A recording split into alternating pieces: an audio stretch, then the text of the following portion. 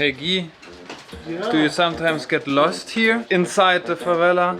There is a secret. If you get lost and you want to find yourself, just go down. You're gonna find a way.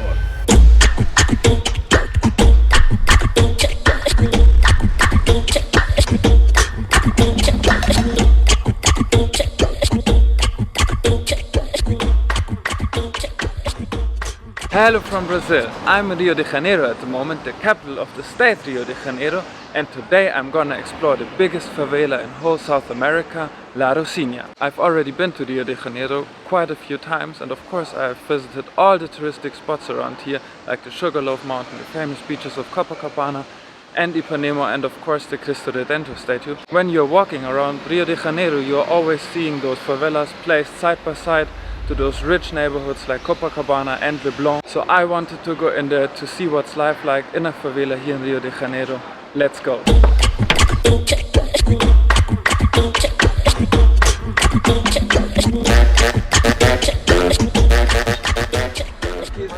Tá perfeito. Muito obrigado, viu?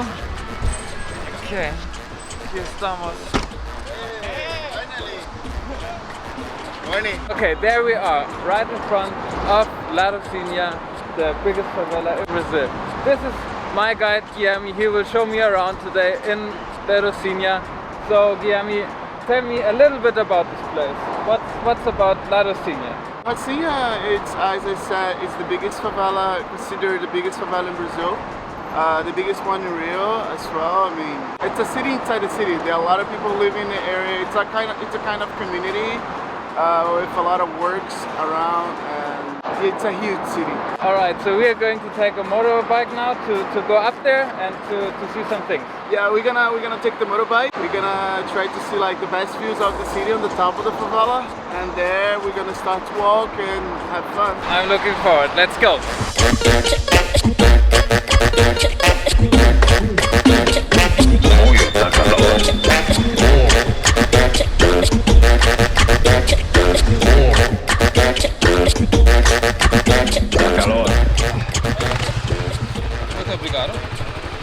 It's already quite a ride to go up here, Guy. Yeah. So this is one of the $1 billion views. Yes, $1 million view that we have in the favela, like on the top. We have like one of the best views of the city because you can see the Cristo Redentor right there, Sugarloaf Mountain. The favela that we are, Rocinha, it's located between the most expensive neighborhoods in Rio. For example, that one, it's called Gavia neighborhood. That complex is a school. It's called American School. It's considered the most expensive school in the city. So you can see the contrast. Sometimes just one street separates the favela and the rich area. It's hard to find like a place. For example, for me or for us that live in the favela, a place in the flat area and that part because it's so expensive. The cost of life, it's unbelievable. So as I told you, there are two universes. I live inside my universe and they live inside that universe. Those people that live in the favelas, they are super important. We represent 25% of the population. We have about 700 favelas all over the city. People from the favelas are the people that used to do the service outside. They keep the economy going on. They work as cab drivers, work as waiters, and keeping the economy going on. What I experienced when I have been to Vitigao and the favelas in Salvador, the people are just so busy and working, and that like nobody's really hanging around or something. So everybody's kind of, like doing something. And this is also because there's so much prejudice going on about the places. When you actually go here and come here, people are super nice.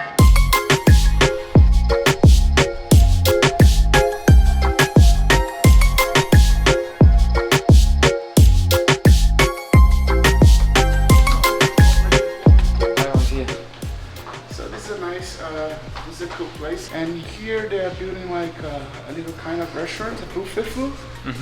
When people can come here. Yeah, that's beautiful.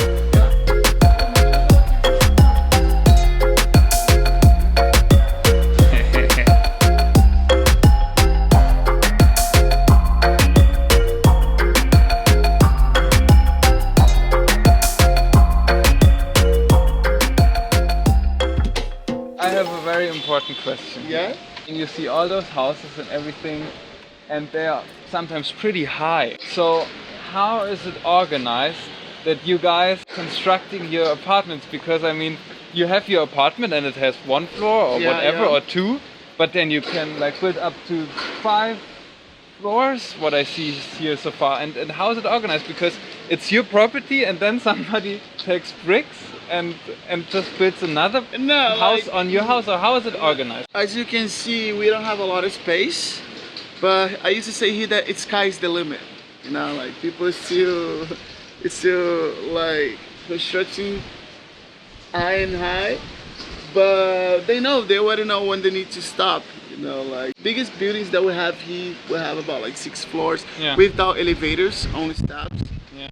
So yeah, that's how we organize ourselves. Like people, they know when they need to stop, when they must stop to construct.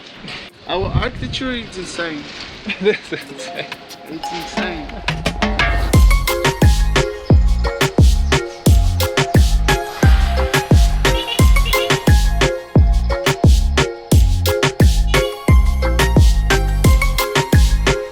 Nowadays we have everything. We have like electricity, water, everything that you can imagine.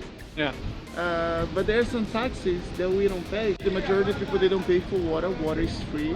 Okay. Because it's a little hard to organize it, to charge the water for the people, because the majority of people, they don't have address. And I'm gonna explain how it works.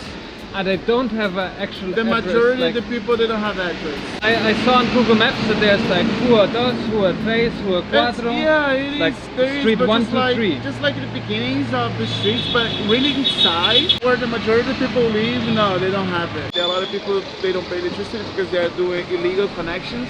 So it explains how the electric buildings are crazy like that one, and somehow it works. Yeah. I don't know why. There's telephone cable, there's internet cable, electricity cable, everything.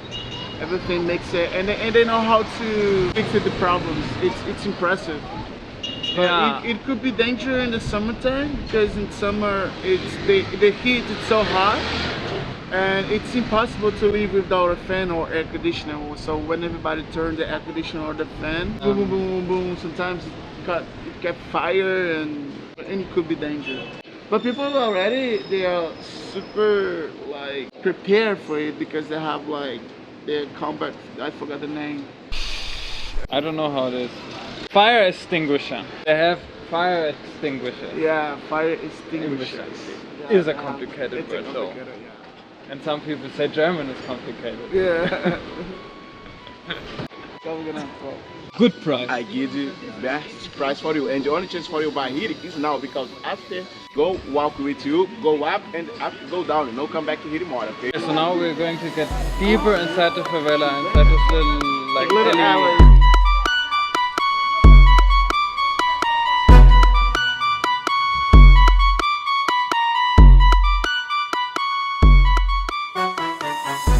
So what you see here is the pipelines of the water, who are supplying all the houses with water side by side to the electricity lines. It's so insane. Okay, now I understand why sometimes the system is collapsing. Okay.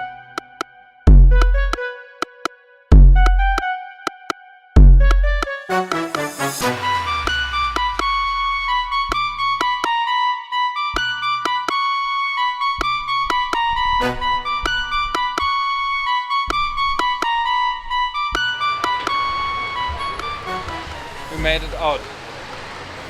Coxinha.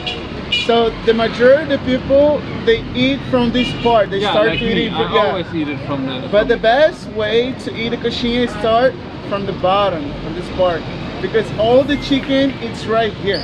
Ah, okay. You can put some ketchup. So you get the better taste right in the first place. And there you go. Okay, some ketchup. You can see the chicken right here.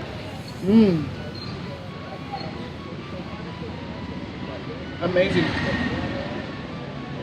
Rocinha is just the best. Yeah, best of the best. And we put ketchup in everything. I love Rocinha again. Amor. Amor. 45 anos de amor. Temos problema no mundo todo. Mundo todo. Tráfico, droga, no mundo todo. E aqui o Brasil é nosso. É amor. Rio de Janeiro e Rocinha. So I asked him when he could describe the Rocinha with one word, which one he would pick, and it was love. And I think this is what represents people here and living here. It's really touched me. It's so cool. Obrigado. Foi super bom. So we continue walking around the center of the Rocinha, and I feel totally safe so far. And people are just around, you know, having their shops, doing their business as much as possible at least. But you would say that's totally safe as a foreigner to come also into the favela, maybe without a camera, but like you can get in here. You can get it's totally safe. It's totally safe. There's no problem.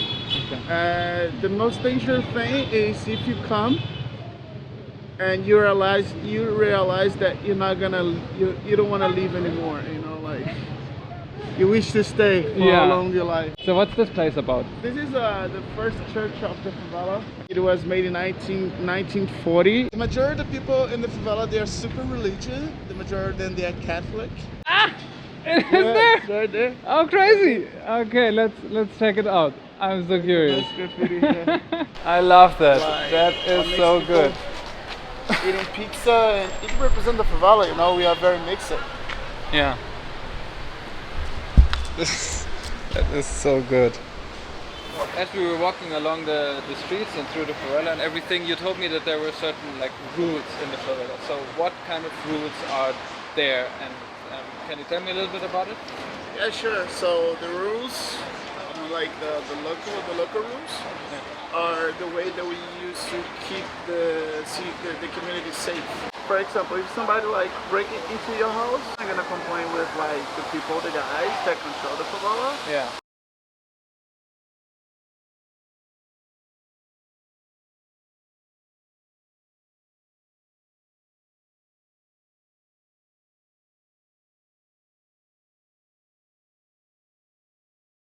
They're gonna look for the person. They're gonna find the person. This person, they're gonna have a lot of problems. Yeah.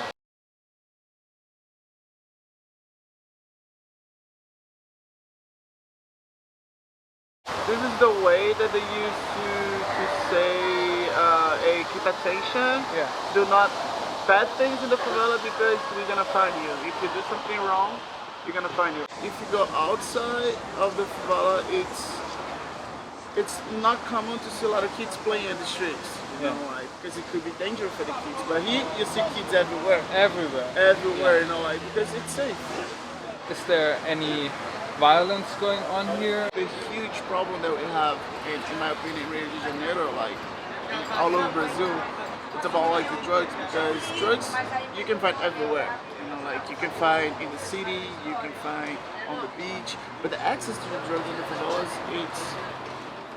it's more like, it's easier. More accessible, like, more easy. It's easier to have it. So. And the way that the government fight against the drugs, I mean, like the war on drugs in the favela completely failed. Let's say 5 years, 10 years ago, every week we used to have like a kind of operation of the favela. Like the police used to come to the favela, start shooting. They had a lot of problems and didn't resolve the problem. You know, like come here, they find some guns, they find like some drugs, but like, but nothing changed. Nothing changed. It's still the same, maybe worse. Not here, but like in other parts of Rio, yeah. This is really complicated. Yeah. Complicated, yeah. So when Guy uses the word complicated, I love this word. he always uses it's a kind of Brazilian drama. Yeah, exactly. I guess this is a kind of a good breakup to how the situation is going on here in La Rocinha. But as we walked through here now for the last couple of hours, it was super calm and people are laughing and the food was good. And it's a super calm place and people can come and it's not at all a dangerous, super dangerous, notorious place. So very happy to come here and curious to explore more, of course.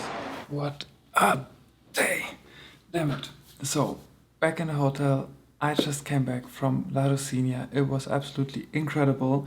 But first of all, sorry for this disgusting sound situation in the video. I'm super sorry. I wasn't prepared for this wind. I didn't see it coming. The microphone, the dead cat. I just wanted to talk a little bit more about why I went to the favela in the first place and how life is there at night, because I stayed there from early morning on until night, and the energy and the vibe in the favela is really totally changing. So I'm going to explain a little bit more and tell you about my experiences and what I thought and how I felt at certain situations. Also when I saw the drug dealers and all the weapons and everything. Why did I go into this favela in the first place with my camera to make a little documentation out of it?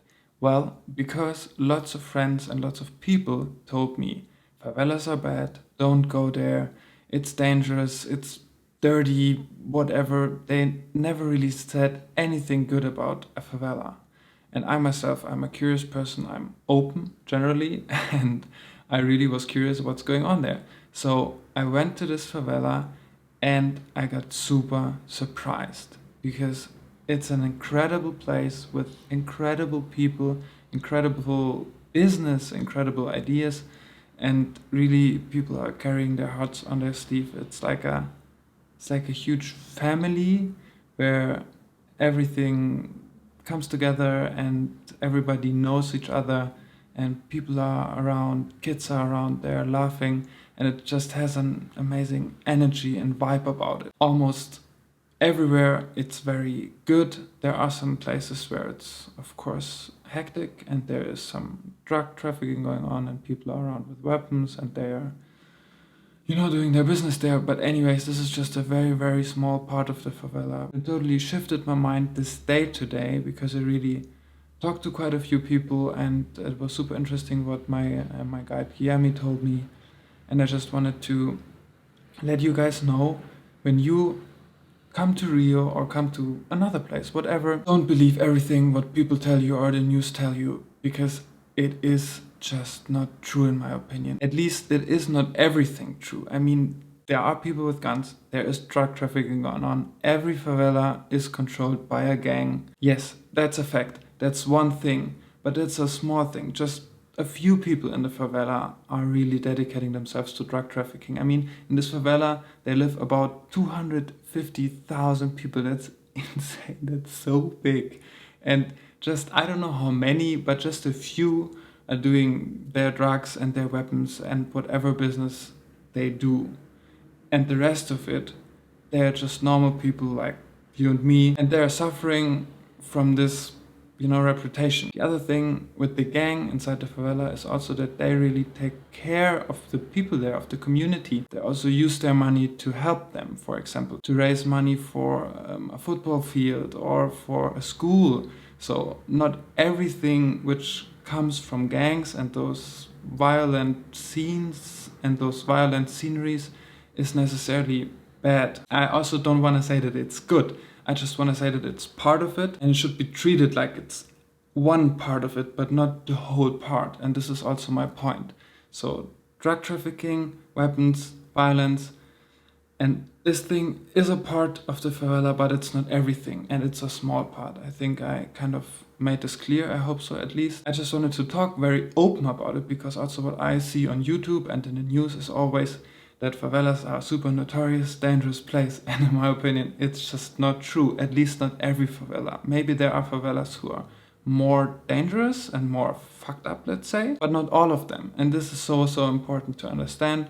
Because, for example, when I went to Rio de Janeiro the first time and I saw this huge favela of La Rocinha, I was so scared to even come close to this place, because it's like so much is happening and so many people, and then you see some smoke over there and maybe, I don't know, something going on, and I was just overwhelmed by this crowd. And I would have never gone there. And I thought, whoa, like how can they even live like that? It's insane. But when you actually just go there and be curious and talk to the people, it's super interesting, it's super funny, it's super nice. And also the houses from the inside, they're not dirty or shitty. They have cool houses, they have nice apartments, and they are so friendly and so there's so much going on and so much to see, and you're really seeing that I'm excited about it, because I'm really getting emotional about it, because I myself had so much prejudice about favelas and about those kind of places and people, and I got surprised so much today, and that's what I wanted to share with you. I wanted to share this experience, which was a good experience. I felt good in the favela. I felt safe there. Even when I met the guys with the big AKs and the weapons and rifles and whatever they have, there were lots of weapons around. They were super nice. They even showed me the way, and I don't know, it was good. So if you respect them and don't put your camera into their face or film their weapons, they don't care about you. They just want to do their business. It was easy. I just had to put the camera down. That's it. I didn't have to put the camera in a bag. Nothing. Because inside a favela, there is basically no crime beside of the actual drug trafficking. Well, because that's their crime, which is allowed there. Anyways, there is no other crime, because they're living so close to each other and so tied up, really side by side. You can watch, you can have a deep look inside the other one's living room or bedroom or bathroom, because it's so tiny, the alleys are so tiny, that they really have to have a good conversation and a good communication going on. Otherwise you would go crazy. The system is really built on trust. You have to trust each other because you're living so close together. Nobody takes anything, nobody, beats somebody else. It's forbidden there, and as Guy said, if you do something, the punishment can be really, really hard. So you better don't do it. I could go deeper in some topics, but I don't want to make it too long, because maybe too much talking is also kind of boring. I just wanted to give you a better understanding of how I myself experienced the situation there today and how I see it, because I really tried to get in there open and not with lots of, prejudice and all those bad thoughts about this place. I will also go further into detail about the drug trafficking and the situations in the favelas, and also the gangs of Rio de Janeiro who control all the favelas. I will share more details with you guys within the next videos. Stick around. If you liked the video, please consider to subscribe to the channel and give it a thumbs up. That would help a lot. If you have any question or you want to know anything or didn't understand anything, please leave a comment below. I'm totally curious about what you guys think, so let me know down below. All my links are also in the video description, so check them out. Stick around for more amazing footage here from Brazil. See you guys in the next video.